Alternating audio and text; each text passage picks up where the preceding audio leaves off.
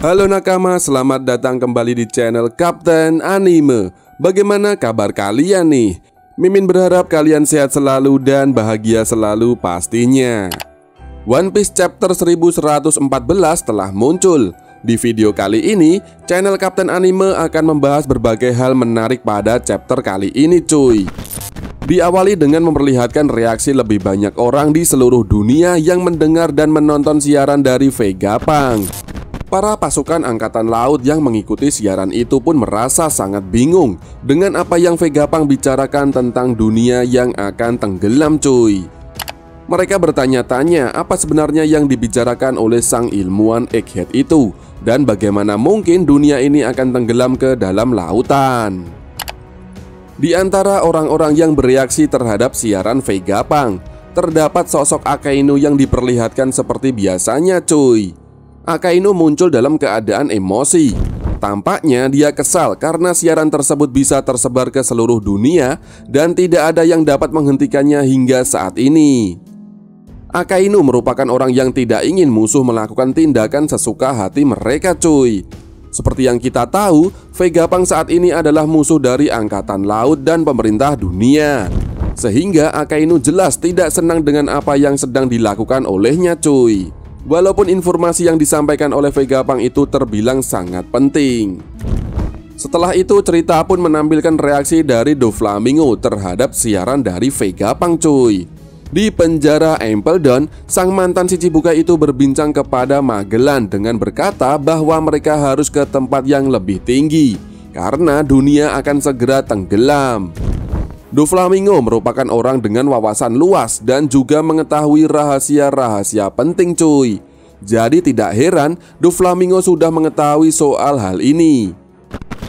Dalam siarannya, Vegapunk berkata bahwa air laut akan naik setinggi 1 meter akibat gempa bumi yang sangat besar cuy.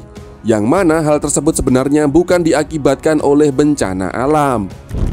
Belum lama ini gempa bumi memang terjadi dan permukaan air laut naik setinggi 1 meter setelah beberapa hari usai penggunaan Mother Flame di kerajaan Lulusia.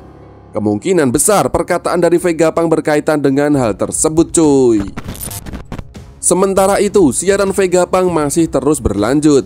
Diperlihatkan tempat di mana Gorosei Saturn sedang berada.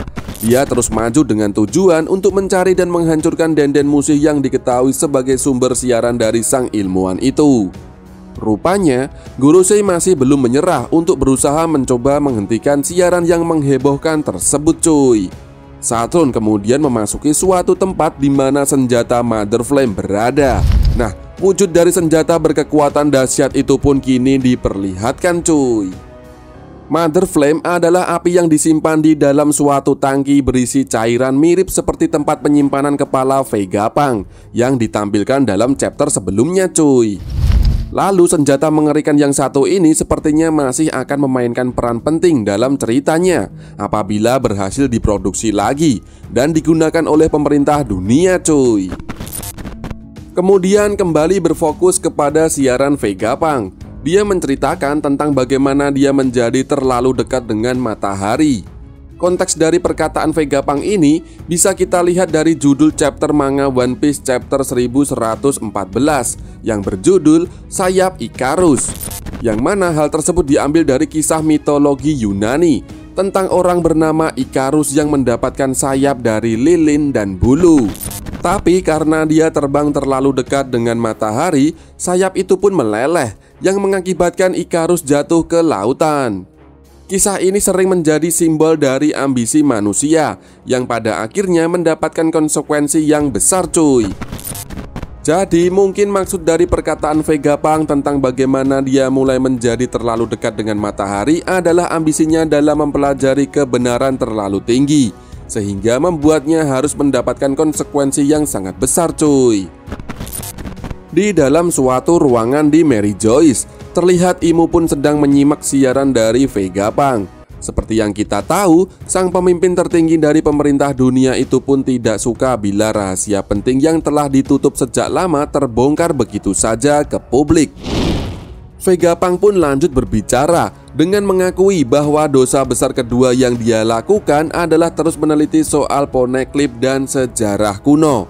Hal itu dianggap tabu oleh pemerintah dunia cuy. Sehingga tidak heran Vegapunk harus menerima konsekuensi besar akibat perbuatan yang dia lakukan.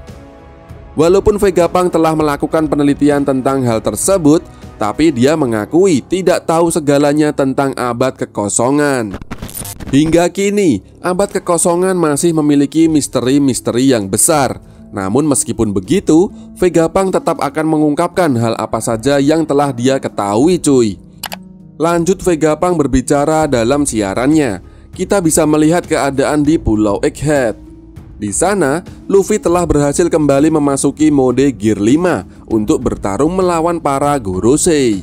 Dalam mode tersebut, Luffy tampak melancarkan suatu serangan yang kuat kepada Gorosei Warkuri. Beberapa chapter lalu, Luffy menggunakan teknik Red Rock. Namun itu dalam mode base-nya cuy, sehingga serangannya tidak bisa menembus pertahanan Warkuri. Namun karena kini Luffy dalam mode Gear 5, tentu serangan Luffy akan bisa menembus pertahanan Warkuri. Karena serangan Luffy kali ini jauh lebih kuat dari sebelumnya cuy. Sementara pertarungan terjadi, siaran Vegapunk terus berlanjut, di mana dia mulai berbicara tentang sosok Joy Boy. Kita tahu bahwa Joy Boy merupakan tokoh yang sangat penting dengan peran signifikan dalam masa lalu dunia One Piece, sehingga informasi tentang dirinya sangat menarik untuk disimak cuy. Vegapunk berkata bahwa sekitar 900 tahun yang lalu ada seorang pria yang lahir di sebuah kerajaan yang sangat maju. Kerajaan maju yang dimaksud itu tentu adalah kerajaan kuno, karena negeri itu diketahui memiliki peradaban yang sangat maju dengan teknologi luar biasa yang bahkan melampaui teknologi masa kini. Menurut Vegapunk, pria itu mempunyai tubuh yang dapat meregang seperti karet dan cara bertarungnya terlihat seperti dewa matahari Nika dari Elbaf.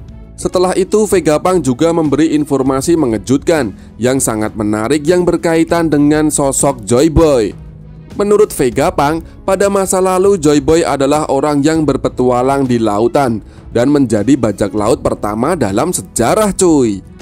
Tak heran bajak laut terus berkembang dari masa ke masa hingga sekarang ini. Karena Joy Boy sebagai sosok yang sangat penting dalam cerita, ternyata merupakan bajak laut pertama yang ada di muka bumi cuy. Sebagai bajak laut, Joy Boy pasti memiliki nakama-nakama kuat yang bisa diandalkan. Ia telah membantunya dalam banyak hal.